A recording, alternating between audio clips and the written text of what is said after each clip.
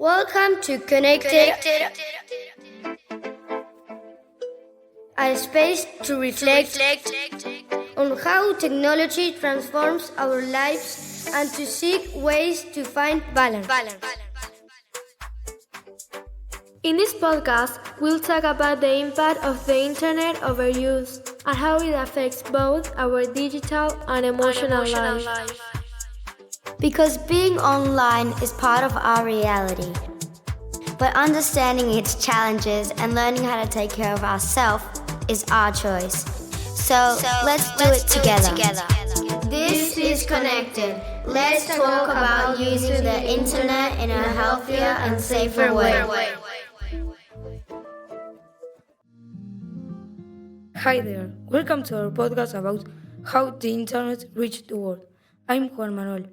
I'm Millie, and we have some special guests for you today, like professional data scientist Aaron Smith, Hello, it's a pleasure being here. Ivy Wilson, a web developer, Hi everyone. and Lily Jones, who's a software engineer. Hello, thank you for having us.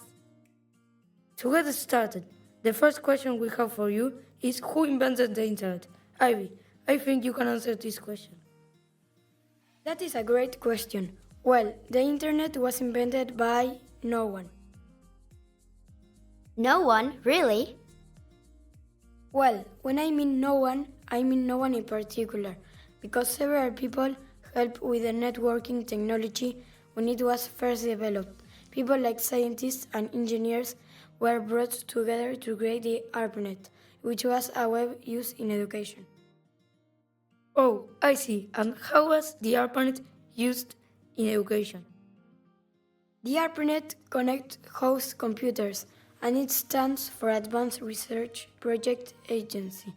The ARPANET was a web of computers that was used to communicate between different academics and state institutions, carrying over telephone lines and using gateways, the first routers. Wait, so going back to who invented it, how did all the people come up with the idea? Aaron, do you know the answer?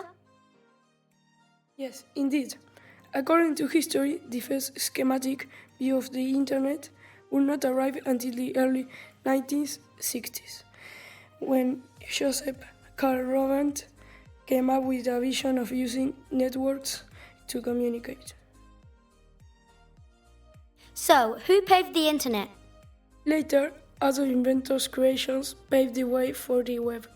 Well, now that we know all about the creation of the internet, we would love to know what the internet is used for. We all know that the internet is used for many things. There is social media like Instagram, TikTok or Snapchat, electronic mail, the email, mobile applications and mobile games such as Snake.io or Candy Crush. However, the internet originally started as a way for government researchers to share information, but now you can create whatever you want and anyone can use it. How interesting, Lily. Well, now it's time for another question. What is the latest social media page on the internet? Yes, that's an interesting question, Millie. How does it work? This question can change over time because the internet is constantly developing and new apps are being created. Yes, we know, but nowadays, what is the latest app? Nowadays, the latest social media page is NoPlace. This app is like Instagram, and it's designed for users over 13 years old, people of the Z generation. To log in, you need to enter your birthday date, your name, and at least rate 3 stars. Those stars are used to express your individuality by colors. Also, these stars help the app to know what you like in terms of music, sports, or your emotion. Oh, I get it. Leading to another question that is quite popular. How did the internet affect people's jobs? Well, as a web developer, you learn a lot about how the internet affects our jobs. The internet has contributed to the creation of new job opportunities. For example, people have been able to work with other people from all over the world without having to travel. The internet has had an impact on freelance work, which is when you when you work for yourself and do projects with different companies, rather than being a company employee. Actually, the other day I read a news article that talked about the consequence of the COVID pandemic. People had to stay at home, and because of it, there was an exponential growth in the remote work. People can work from home almost every day of the week and only go occasionally to the office. Workers don't lose time in traffic coming to and going to and from work, and they don't spend money on transportation, having more free time to do the things that they want. Yes, luckily for us, the internet has also helped people with their jobs by being able to work on their computers, for example, and keeping their jobs. To answer your question on why do people like the internet so much and why it's so popular, let's listen to Aaron.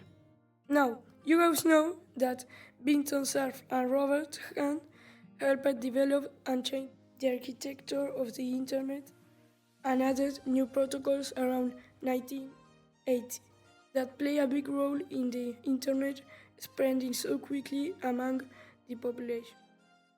Oh, so the way the internet became so popular was because of Cerf's new protocols in the 80s and its benefits, such as communicating from long distances? Yeah, and it's practical. It helps save people's time by shopping online, even ordering their groceries online, and more. You can practically buy everything you need without leaving your house. There are some shops in which buying online is cheaper than going to the actual shop. Also, there are lots of activities happening such as new post messages. Exactly, and since it was so addictive, more and more people kept wanting to buy a device with the internet connection. That is what leads us to nowadays, with the latest iPhones and MacBooks.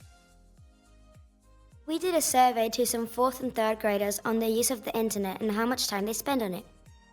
Yeah, and the majority of 3rd graders spend 1 hour or less on their devices.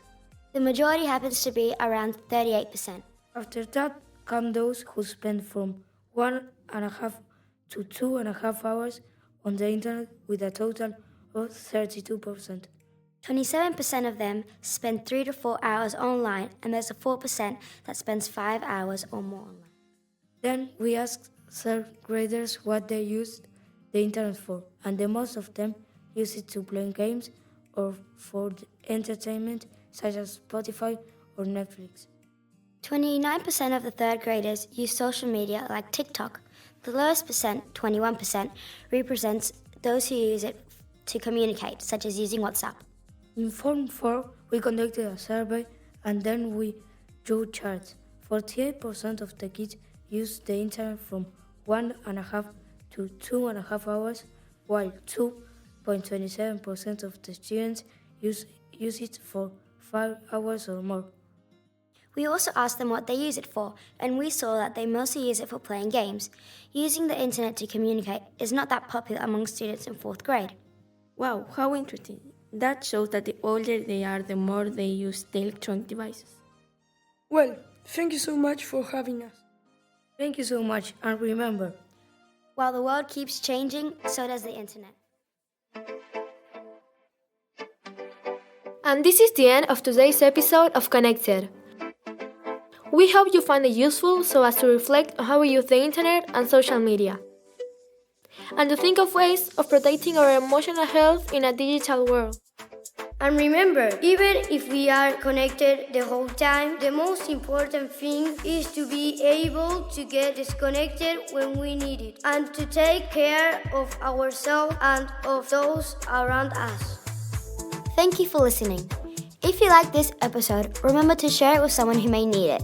Follow us and join us in our next episode where we will explore the challenges and opportunities the digital world offers us together. This was Connected. Until next time. And remember, you decide how to live your connection.